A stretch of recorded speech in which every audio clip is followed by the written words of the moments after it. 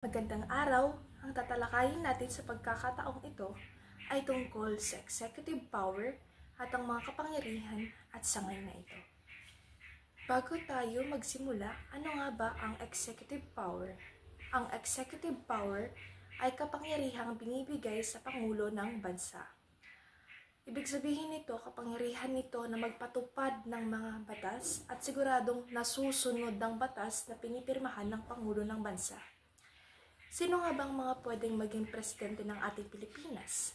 Ano-ano nga bang mga qualifications na kailangan dito? Una ay ang natural-born citizen of the Philippines. Ibig sabihin, dapat ikaw ay ipinanganak dito sa Pilipinas. Susunod, registered voter. Susunod ay ang able to read and write. Pang-apat ay at least 40 years of age on the day of election. At ang panghuli ay resident of the Philippines for at least 10 years before the election. Meron din tayong tinatawag na Vice President at parehong qualification lang ang kailangan katulad sa Presidente.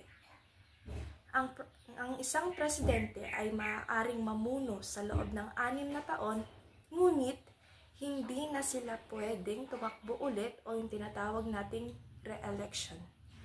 Samantalang ang Vice President naman, kapag natapos niya ang kanyang panunungkulan ng 4 na taon, maaari naman siyang tumakbo bilang Presidente.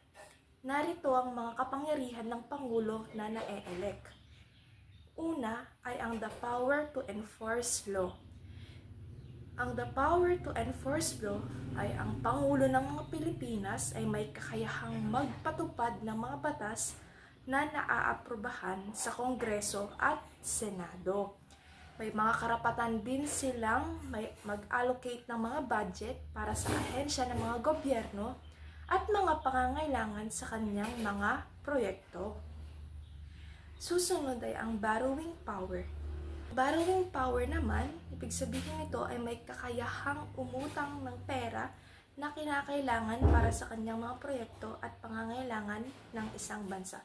Ang pangungutang ng pera ng Pangulo ng Pilipinas ay para lamang sa kanyang mga pangangailangan at mga ginagawang proyekto para sa isang bansa. Susunod naman ay ang veto power. Ang veto power naman, ibig sabihin nito, may kakayahang hindi aprubahan ang mga bill o batas na naipapasa sa Kongreso. Kung ito man ay nakalalabag sa ating mga batas, hindi aprubahan ng mga batas na ito. Susunod ay ang military power.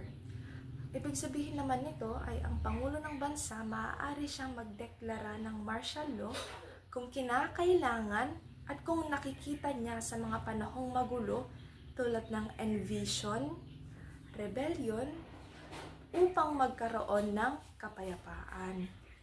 Meron din tayong tinatawag na diplomatic power.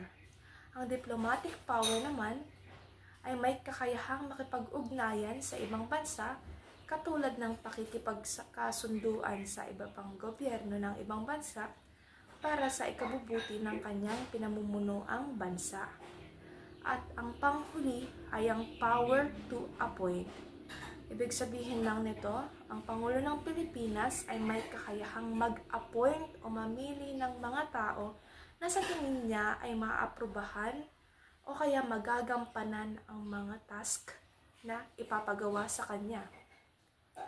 Maaaring sa mga ahensyang tulad ng DepEd, DOH, DFA, DOF at marami pang iba. Samantalang ang mga kakayahan na pwede niyang ipamahagi sa iba ay ang ambassador, heads of executive department at marami pang iba. Susunod ay ang pardoning power. Maaari niya namang patawarin ang mga taong nagkaroon ng pagkakasala sa bansang Pilipinas tulad sa rebellion. Ano-ano nga ba ang mga paraan ng pagpapatawad ng isang pangulo? Una ay ang pardon. Ano nga bang ibig sabihin nito? Ibig sabihin lang ay pinapatawad ang anumang nagawa niyang kasalanan. At ang susunod ay comitition. Ibig sabihin, pinabababa ng isang pangulo ang sentensya ng isang tao. Meron din tayong tinatawag na reprieve. Kung ang isang tao ay nagkasala at siya ay papatayin sa pamamagitan ng bitay, ay maaari itong ipatigil ng pangulo. Ngunit sa panahon kasi ngayon, wala na tayong tinatawag na pagpatay o yung death penalty na tinatawag natin, habang buhay na pagkakakulong na lamang. At ang panghuli ay ang paron. Ibig sabihin lamang nito ay ang pagpapalaya sa isang nagkasala base sa kanyang mga nagawang kabutihan. Hanggang dito na lamang ang aking bahagi. Maraming salamat sa pakikinig.